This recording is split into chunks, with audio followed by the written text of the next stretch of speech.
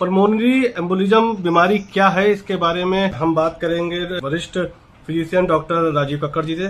Sir, ये pulmonary embolism नाम की जो बीमारी है, ये क्या है सर? राहुल जी, एक बहुत ही महत्वपूर्ण टॉपिक है जो आजकल के समय पे एक टॉपिक ऑफ कंसर्न है, स्पेशली कोविड के बाद। अक्सर हम लोग देखते हैं कि जो यंगस्टर्स हैं, जो बहुत फिट हैं, जिनको कभी कोई बीमारी नहीं हुई, वो सडनली जिम में हैं और सडनली वो कोलैप्स हो गए हैं, एक्सपायर कर गए हैं। कुछ लोग उनकी शादी में बहुत डांस कर रहे थे, 2-3 दिन लगातार रात भर जगे हुए हैं, डांस कर रहे थे, वो कोलैप्स हो गए। गरबा डांस हो रहा है, अपने डांस करते करते बहुत यंगस्टर्स हैं और एकदम से कोलैप्स हो गए और एक्सपायर कर गए।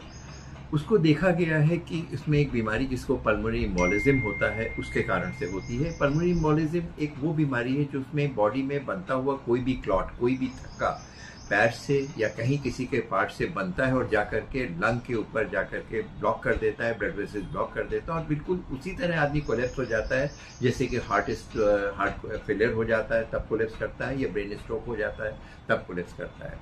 ये होता क्यों है?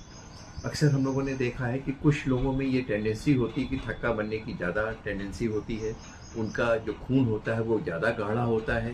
क्रॉनिक, उनको अक्सर डॉक्टर ये कहते हैं कि 1 या 2 महीने में अपना ब्लड डोनेट कर दिए जिससे कि ब्लड आपका डाइल्यूटेड रहे और थक्का बनने की टेंडेंसी रहे।